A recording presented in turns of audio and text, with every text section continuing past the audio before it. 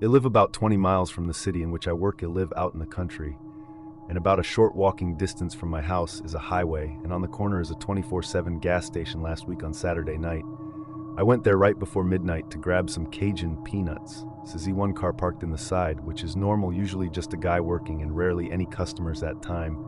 Do you ever feel this dread overcome you, like you know something is wrong? Well, I walk in and don't see anyone, nobody behind the counter or in the stores. I take my time and assume they are in the bathroom or somewhere in the back of the stores. Surely they had heard the chime on the door when I came in. I was feeling weird and uncomfortable, so I waited a minute, event though it seemed like forever, and eventually called out, "Anyone here?" I waited a minute more and put the peanuts down and walked out the door. I checked the car parked on the side, and there wasn't anything troubling. I even glanced at the backside off the store, and there was nobody. I'm pretty uncomfortable, so I just called the police. They show up in about 15 minutes, but it felt like an hour, and they searched the place. They find the cashier dead in the men's bathroom, beaten to death. They called in back up and asked me to recap what I experienced. And then I went home to add to that. Something really strange happened when I got home. As soon as I get home, my dog is in the front yard, pissing and just staring at me. He's an inside dog, and my front door is cracked open. My heart was racing. So I grabbed my dog and headed back to the gas station and let the police know. They sent 10 of the guys to search my house. Nothing was stolen or out of place, but there were signs saw forced entry. So this was last week, and about 5 hours ago, I got a call from my brother who works for the county sheriff's office.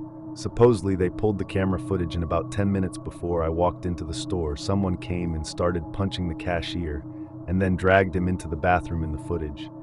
You can see him walking in and looking around and calling out. Then you can see him walking out and checky.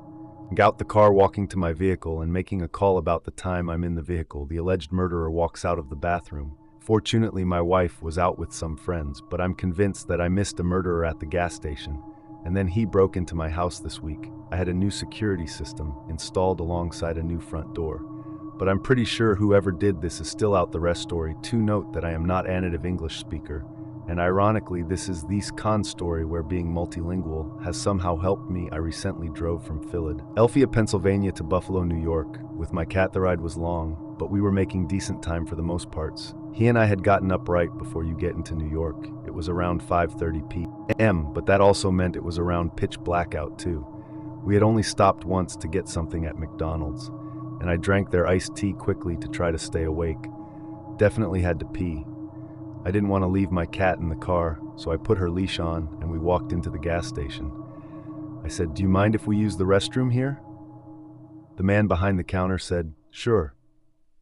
And she and I entered the bathroom. She sat on the counter while I did my thing. The store wasn't empty. There were some dudes around browsing for honey buns and cheaper cigarettes than those in New York. There was also a woman talking to the counter guy up front, who's probably a regular based on their seeming familiarity with each other. My cat jumped about a foot when we heard the door knob rattle. I laughed and said, "Sorry, I'm in here." My cat is a trained animal. She's trained to handle people, stimulating situations in crowds and relatively loud noises. She hates cars, though I looked over there after the jump, and her tail as full as could be, and she got low and slipped to her favorite position on my shoulders. She dug into my hair with her nails and did her little grumble at that she does when she wants to be let outside the door, or no brattled again, and she reached out toward the door in a quick way like a strike. "I'm in here," I called out, but I wasn't laughing this time. We then heard someone speak. It was a man's voice, and honestly, it kind of made my blood run cold. They were speaking a cousin of my native language.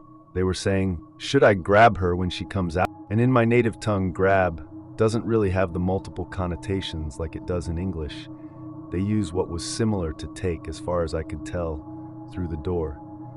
"No, the cashier is right there. We can go stand outside. I think her car is the blue one."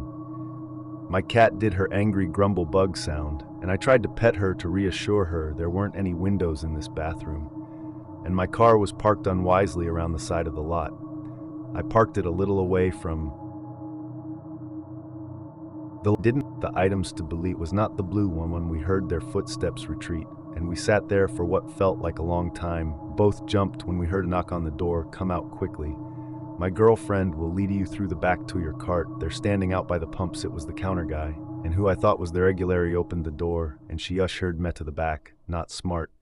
I guess, but I didn't know what else to do. She opened the door, and I could see me care about 20 feet away. I wanted to sprint, but I remember used my key thing to set the alarm. He unlocked the car with my keys, and the alarm went off. Have deep cuts for my cat at this point. I threw myself into the driver's seat, unlocked it with the key thing, and quickly pressed the button to lock it. Again, I felt my heart in my throat as it threw the car into reverse and got out of the on my way. I noticed the guys standing near the blue car on the other side of the lot trying to nonchalantly smoke. They didn't even know I got out. Story 3. When I was 17, 18-ish, I was driving home from a friend's house after a movie marathon. It was around 1 a.m. Maybe I left and it was a decent driven, not quite halfway. My gas light came on. I had a few creepy cat call experiences at gas stations and was a little paranoid stopping that late in the middle nowhere as a 110 teenage girl in the end. I think if I wasn't so cautious, I would have been kidnapped or maybe killed. The first gas station I came across was well lit and in a pretty open space. I drove up to the pump and looked around my car mirrors before getting out. As I was starting to pump the gas, this normal-looking guy came out of the gas station shop, started smoking a cigarette. The pump kept clicking off and not working, so I started messing with it, trying to get it to pump. This guy starts watching me laughing, assumed he was just laughing to himself or maybe ate me. After getting maybe a quarter of a gallon, I gave up and moved to a new pump. After this point, if I didn't do everything I did, I would have been screwed. When I got back into my car, I locked my doors just to drive to the other pump. It checked all of my mirrors before getting out or shutting off my car. Again, an old 90s Beetle that didn't always start right away.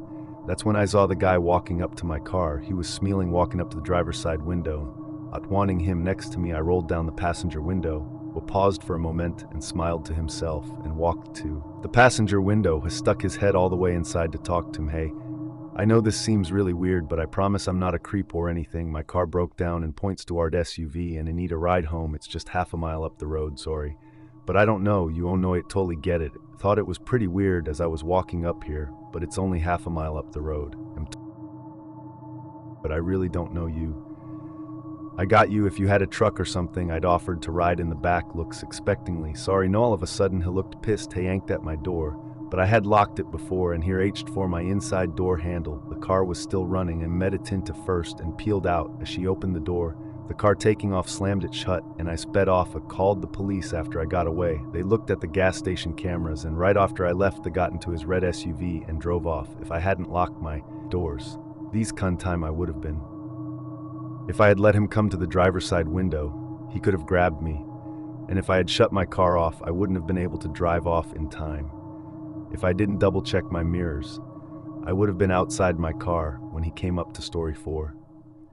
This is one of my favorite personal stories since everything turned out all right, but I still get chills. Different ways the night could have gone wrong a few years ago. Me friend Jane and I took a trip to Portland, Oregon. We're both from the south side of Chicago, and Jane was feeling pretty jaded with the city. She was convinced everything was better on the West Coast, including the people, so flew out to Portland and rented a car which we named Veronica. The day before we were supposed to fly back home, we took Veronica and drove up to Aberdeen, Washington to see Kurt Cobain's childhood home. After that we drove down the coast sightseeing along the way. We visited Atoria, Oregon to see the house from the Goonies and ended the day at Cannon Beach to check out the Haystack Rock. It was a pretty nice day. On seats started to get dark. We decided to head back to our hotel, which is just 2 hours away. I knew that I needed gas, so I told Jay and I would stop at the first gas station I saw. Cannon Beach is a small resort-type town, a lot of little shops and restaurants. But I didn't see any gas stations. Being from the city, I'm used to seeing 2 on every corner, so I wasn't really worried. Expected to find one soon. I'm completely unfamiliar with the areas, so I keep following the GPS instructions while talking to Jay. Next thing I know, we're not in any type of town. We're on a dark, winding road surrounded by trees. At this point, I'm getting a little worried. Pull over to the side of the road to use the GPS to search for the nearest gas station. It tells me there's one about a mile down the road. I'll get some gas and we'll be set. So I'm driving and Veronica tells that we've arrived at our destination and pull into a completely dark and empty gas station. We're still surrounded by the woods and darkness. As far as I can tell, there's nothing around 4 miles according to Veronica. We have about 10 miles worth of gas, and the nearest gas station is 30 miles away. Jane and I are sitting there trying to figure out what to do when another car pulls. And don't really pay attention to the other carry, just assume they need gas too. Out of the corner of my eye, I see someone gesturing to me. After some hesitation, I crack the window to see what they want. There's some middle-aged man, and his wife in the car starts asking us all kinds of questions, need to fill up coming from the beach, driving back to Portland. I keep my answers polite, but then he tells us that he actually owns the gas station we're at but doesn't make enough money to keep it open that late. He tells us that he knows of a Chevron about 3 miles away and gives us directions for it. He gave us his number and said to give him a call in case we don't make it to the Chevron. My name is Sam Themachanik. Man, let me know if you don't make it, and I'll come rescue you ladies. We thank him profusely and head out. Jane is going on and on about how nice that was and how that would never happen in Chicago. We agreed that was very nice. It thought of him strange that he happened to be driving past this gas station at the same time he pulled in, but whatever, make a joke about him calling his buddy at the gas station saying, I'm ding two women your way. We make it to the Chevron, and this kid, 18 or 19 years old, comes out to pump our gas. He asks us how we're doing, then says, there are a lot of weirdos out here tonight. Jenny and I look at each other, and I let out a small laugh and say, ha, I told you. I turn back to the kid and ask him what he means. He tells me this story about how his brother owes some drug dealer a ton of money and how he's hiding somewhere nearby. He's planning on kicking the out of him once he gets off his shift. I can tell Jane is getting uncomfortable with the building weirdness of the night. So I give the kid a good tip, wish him luck, and start driving again. At one point during our conversation, Jane calls Sam the mechanic man and leaves him a voicemail. She tells him we made it to the gas station and how much we appreciated his help. I thought the call was unnecessary, but it's what it is. Few minutes later, we're on the highway and about 10 minutes from our hotel. Jane's phone rings and it's Sam again. She thanks him, asks where we're from. And when we're flying home, he tells her name is Sam Glasty and he wrote a book called Wrongly Accused, and we should read it on our plane ride home. Describe my interest, Jane. You have to look up that book to see what it's about. She Googles it, then goes limp and she looks like she's going to puke. What is it? Who's accused of being the Green River Killer? Immediately she starts freaking out. Has my number now. Back at the hotel, Weed is a more digging, apparently a victim of the Green River serial killer, picks him out of the lineup. However, the real killer was caught and convicted based on DNA evidence, but around the same time in the 70s, Sam was convicted and served time for abducting and assaulting a young woman in the area we were in. The book Hugh wrote was about all that. He ended up stuck in Portland for 2 days due to his now storm. In Chicago, it was a weird, tension-filled 2 days, considering the circumstances and weirdness of that night. Things could have gone horribly wrong. I'm glad all I got out of that night was a story. Story 5, remembered something that happened to my best friend and me a few years ago, and figured I might share it there. While my best friend at the time and I were seniors in high school in 2016, we went on a weekend trip to visit my grandmother a couple of hours away from my town in Georgia. The town we lived in was comparatively small for the state, but one of the biggest towns within a few hours.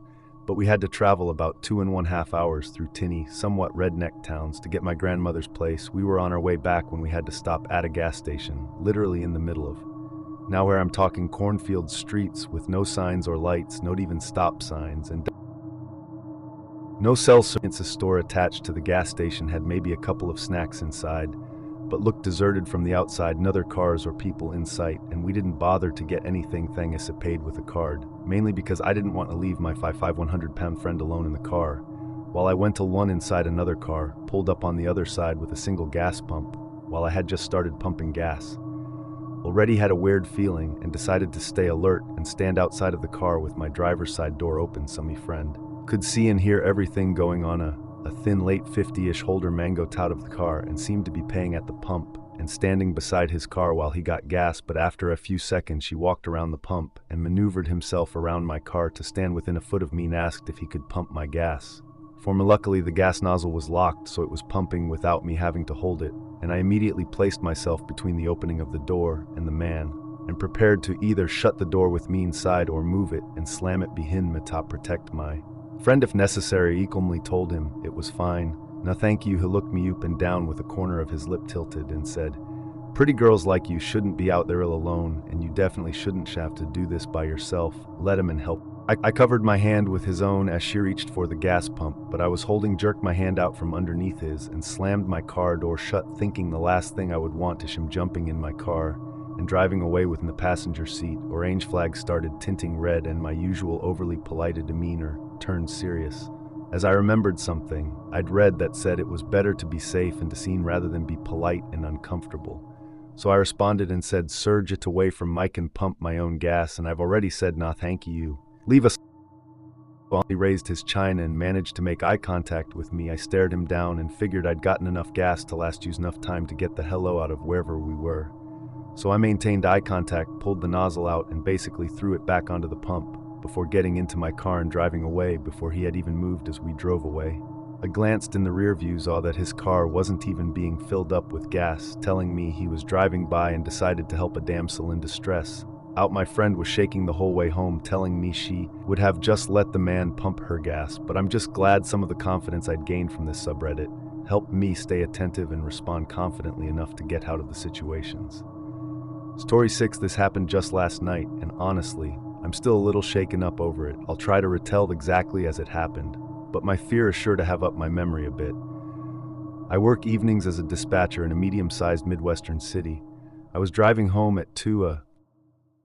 when I stopped for gas. In retrospect, it was stupid to have stopped at all. The gas station was poorly lit and completely empty of any other customers, but I knew the shady areas of town, and this was not usually one of them as I was pumping the gas. In Autist, a middle-aged woman sitting on the curb across the parking lot. It was a cold night, and it had just started raining. The woman was not wearing weather-appropriate clothing, so she was drenched. When the woman saw that I was watching her, she called out to me from across the parking lot.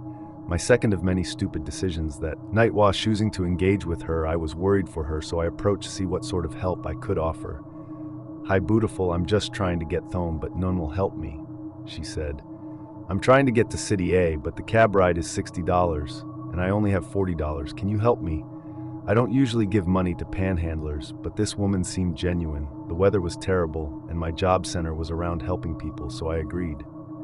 He told her I didn't have any cash, but if she would come with me inside, I'd take some money out of the ATM and give her a few dollars, but the ATM wasn't working. Apologized and told her there was nothing else I could do. For her, she followed me back outside, chatting with me.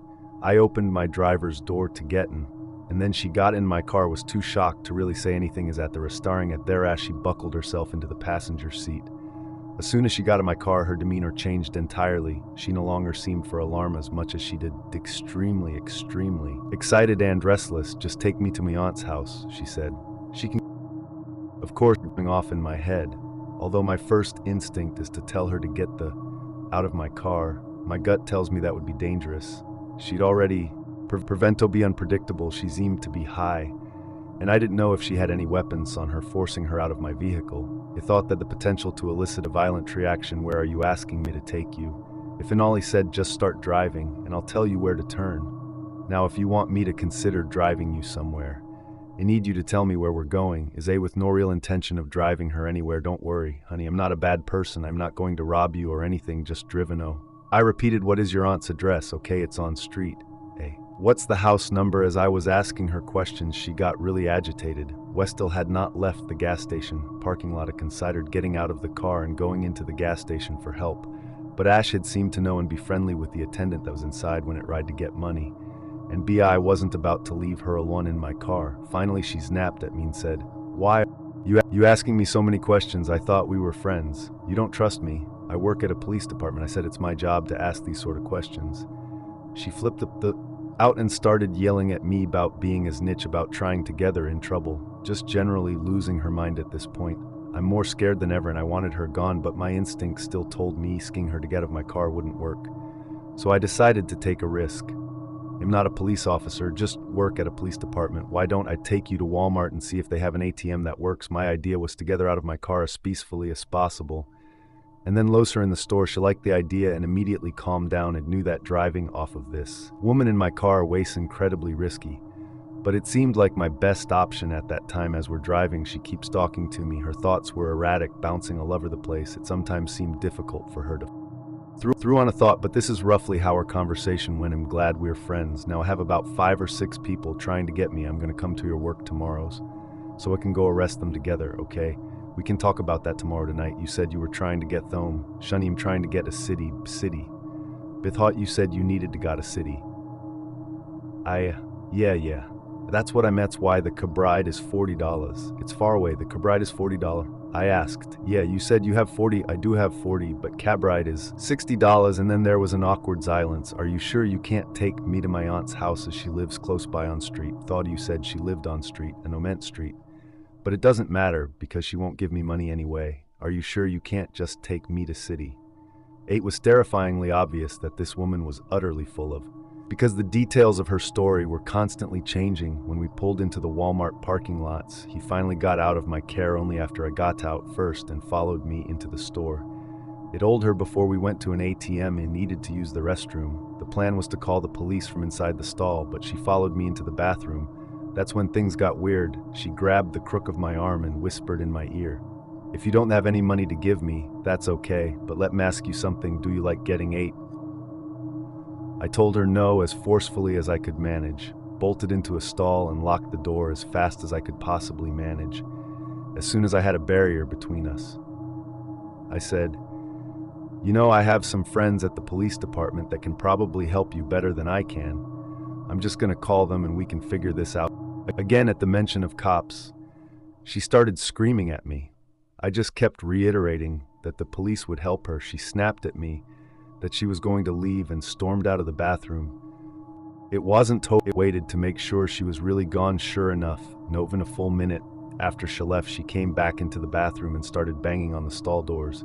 She said something that scared me more than anything else. "Hey, come back to your car with me. Left my beer in your car." Blatantly tell her, noise aware, get into my car. And she had absolutely nothing with her other than the clothes on her back. After that, she left the bathroom again and didn't come back. He waited a good 5 minutes before exiting. Immediately found a manager who called the police for me. Thankfully, it was in a different police jurisdiction from the one I work in, because I was mortified at how entirely stupid I had been the whole night and would have died of embarrassment if any of my coworkers had responded. The officer that responded took my statement and advised me to be more careful in the future. He said that sometimes panhandlers turned violent, that just recently there had been our portive woman who matched my description assaulting a good Samaritan that had stopped to try to help her ride.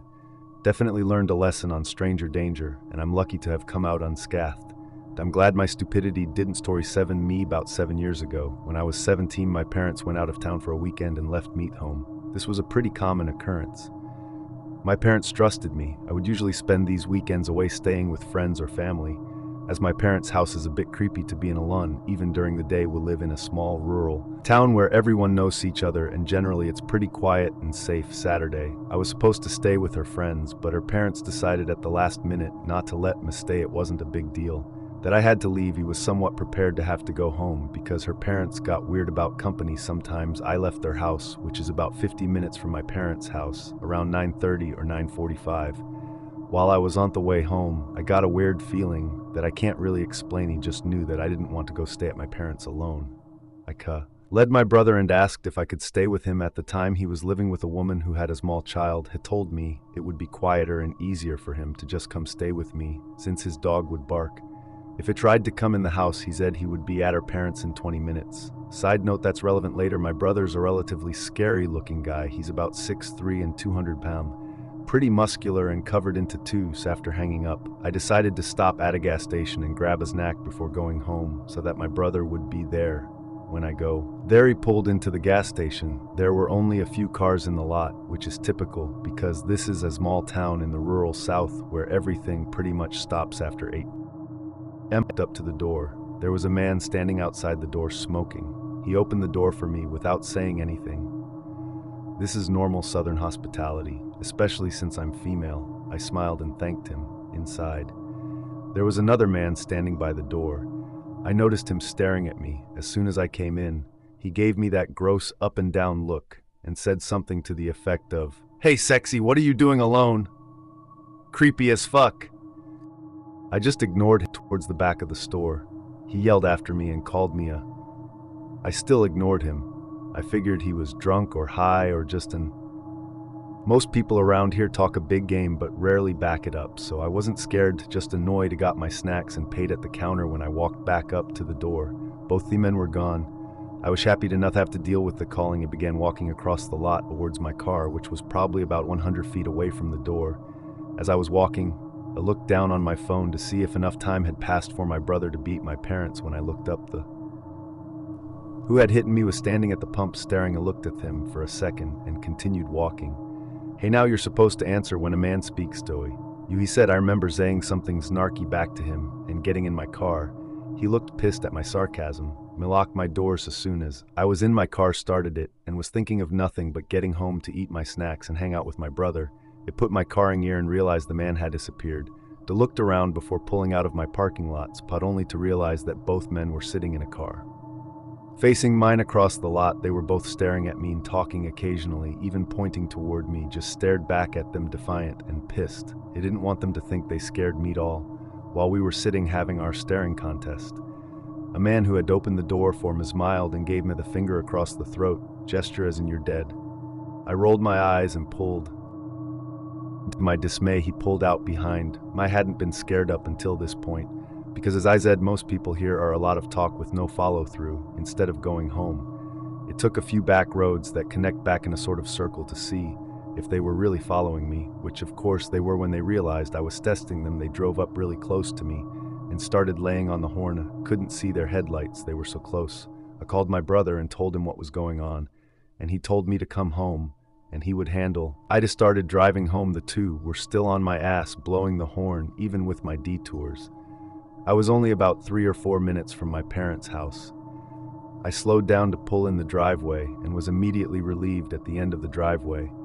My brother was standing shirtless with his shoulders back, hands crossed in front of his stomach, clearly holding a pistol, his intimidating-looking pit bull.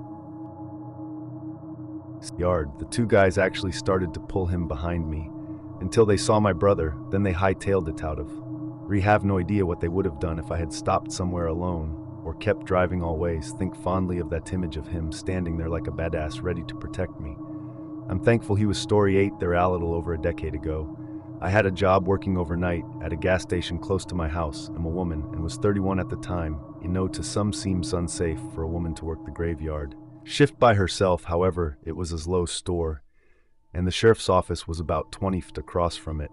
I really didn't think I would have had that many problems. There would be about 30 customers in an 8-hour shift, and that was on a busier night. It was about 3:30 in the morning. He went outside to sweep the parking lot, and at the last minute checked the trash. It was time for a cigarette, and I had headphone in, kind of jamming out, crossed the road in the parking lot of the sheriff's office. Saw a figure with his back to me. He was swaying back and forth while looking down. Honestly, it looked like he was enjoying a much-needed piss against the sheriff's office, though. Yeah, the building was closed at 400 p. Man ain't till 6 in the morning, but why? By the back of his ripped white shirt, I remembered that he had come in about 4 hours earlier. He was a total creep, and I could already tell he had a good buzz going. He didn't say anything, just took my eyes off him and tried not to draw attention to myself. It was working until a car pulled in. He was still outside as they pulled up. Is a whim look at the car and then at me back and forth again as the customer was leaving. I walked through outside. It still had half the smoke burning and had left my dustpan outside with the squeegee. Webbeth heard him start to swear angrily and seemingly engaged in an argument with himself. She looked across the road and told me to be full. Made an awkward joke about him being the one who should be more afraid of me or something like that. The man was still there but closer to the road, now facing the parking lot of my store. Whatever he's yelling is completely unintelligible. He was obviously very drunk and could barely stand straight, still swaying away. I didn't engage him, but I didn't take my eyes off him this time. He just slowly walked back into the store. Something about his face really bothered me. It had a darkness to it, but his eyes looked wild. My experience during graveyard jobs had been that the crazy-eyed ones are always the worst. Didn't like it at all and wanted no part of it. It still had almost 3 hours to go and to be for any other employees. Got there instantly. I went to the computer and typed up a temporarily closed sign just in case he wanted trouble. It was coming around the corner on my way to the doors when I saw that he'd walked across the road to my side. Now I literally just barely got these con door locked when he stumbled into a very small parking lot. My hand mimed the hand signal for cut across my neck. Basically say nope, sorry, you can't come in here. We're closed. I shook my head. He started walking away, but screamed something at me while he was walking. I don't mean he was grumpy and shouted at me or yelled that I was or anything. I'm like he was at an enraged volume that was violently throwing his hands everywhere. Definitely knowing I'm in the wrong shift of the wrong job. I got truly skewed out. I decided to call the cops. It's a good thing too, because the minute I hung up with him, There he comes again, up to the door. He starts pulling and banging on it. The back up and runs into it, trying to ram it. Not that it would have done any good. I made the mistake of telling him that I called the cops and his ass was about to be grasses. I made the mistake of telling him because once I said that he took off, the police never found him. They drove around the road and surrounding neighborhoods for over an hour, but found noon he was on foot. So I don't get where he could have gone to. Hadn't harm mean with them not finding him. I didn't fill out a police report or anything. He was safe behind thick glass doors that were locked for the rest of my shift. It just sucked. If I didn't warn him ahead of time, I would have had to spend the last 3 months of my job constantly looking over my shoulder. I'll never know what the right choice was. I'm just glad I don't work there. A story 9 anymore. This happened a few hours ago, and I feel like I need to write it out to fully get over it. Thigh 18 female, work at a gas station off of a highway. Usually work short shifts because I'm in college. I've only closed twice because I don't work the late shift, but I was covering for someone tonight. It was alone after 5 p.m. because left me and the garage closed. It was pretty boring tonight. Besides a few conversationalists who came in and one guy who got surprisingly angry when I wouldn't give him my number, wondering if he tried to get revenge at around 9:30 p.m. Monodist gas pump furthest away from the store. They weren't pumping gas and their car was still running. After a little while, it shut the outside lights off because it was near closing time and I wanted them to leave, but they stayed there. He called my boyfriend because it felt too lazy, wanted him to tell me. I was being paranoid. I hoped they were just some kids smoking weed in their car or something. He kept me company on the phone. As I counted the drawer, as I finished counting, I closed up everything and went to the back to put my paperwork away in the back. I checked the cameras. Looking at the cameras, I could see just the corner of their car. It was as if they were strategically parked where I couldn't see their license plate, but I could still see they were out there, meaning they stayed there for over a half hour in complete darkness. It told my boyfriend I was getting freaked and he told me to just hurry up and get home and everything would be okay. Now at my gas station I have to lock the front door from the outside, meaning I would have to stand in perfect view of the car with my bairn. This scared me, but I knew I had to do it. If I wanted to leave, I have pepper spray, so I made sure I carried it in my hand just in case, and I went outside and tried locking the door as quickly as possible. I still hoped I was being paranoid as my back turned while I locked the door. I heard a car door close behind. I felt my heart drop. It was like my worst fear came true. Hands began to shake. As I fumbled with the lock, he was so scared he was coming up behind me. When I finally locked it, it felt like forever, but it was probably only a few seconds. I yanked my key out of the door and speed walked to my carross. I still wanted to seem unbothered, praying this wasn't what it thought it was once. I locked my car door and looked out the window. Is a woman in a baseball hat walking around in the dark. He was still on the phone and I started freaking out and saying things like, "Ona, get out of his car, what do I do?" My boyfriend told me it's possible. And I did just that, but as I started to back out of the parking spot, I did back in his car. As I started to drive away, the man in the car started to leave too. I knew this wasn't a coincidence. When I pulled out of our parking lot, I pulled out right in front of someone, probably scared them half to death. But I wanted to put a car in between me and the man. Tummy horror, the car ended up turning and my pursuers sped up to be right behind me. I couldn't doubt myself anymore. I knew this guy was following me. When I think back to it now, who wasn't being very subtle at all. I knew I couldn't go home because I didn't want this guy knowing where I lived. At this point, my mom and boyfriend were both on the phone. They told me to drive to the police station. I did, just that the man followed me all the way there. Once the police station came into view, thought the man's car sped up and flew past. I have never felt so relieved in my life. I drove home as fast as possible, literally shaking as I began to process what just happened. I had never been followed like that before. I couldn't help but think what could have happened. Need if it took a few seconds longer to close the door. Or even worse, if I went up to the car to ask them to leave before I closed. Once I got home, my little brother offered to give me one of his pocket knives. His sweetness made me feel better. I'm definitely going to call my manager in the morning to check the security story. 10-foot age. I stupidly made the decision to go get gas at 11 p.m. Monday night because I didn't make time before work goes. So as I'm pulling up to the gas station, there were a couple of cars at the pumps which I sort of felt relieved about and more safe going in, so I go inside to pay the clerk since I'm using cash, and I'm going to the pump to put gas in. Most of the cars are leaving except this one truck parked 2 pumps beside me. Get in the cart to wait for my gas to be filled. And all of a sudden I see this guy walking around the front of my car. Very suspiciously, I sort of glanced up to see what he was doing. But at that point I had made eye contact with him. Hethan proceeds to ask if I have any change for gas and I shake my head. No, sorry, he says, okay, that's cool. Hey, do you want me to remove your gas pump for you? I say, no, I'm good, thanks. He knows, and he's kind of fidgety as well and walks away behind my car. I'm trying not to glance back and be subtly about looking where he's, because I don't want to alarm him with how terrified I am in my head. I'm thinking, how can I leave my car with him still around my car? He's out of sight at this point. Noon is in the lot, and I'm waiting till another car pulls up 5 minutes later. Nothing, some fight or flight response is really kicking my ass. Some what is should done, because it's really cold out. I haven't turned on my car because the pump is still in. My car don't know where the man is at. Then finally I see him walk toward his truck, but no enter it just around it. But as soon as his back is towards me, I go for it, and I take the pump out, and he notices and quickly approaches me and says, hey. Still walking toward me, I nod and quickly, but subtly, put my gas cap back on. And he says, I don't look like a serial killer, do I? With this crazy look in his eyes. Like, yeah, actually, you do. But at this point, I bolted in my car and drove off quickly. So ladies, please avoid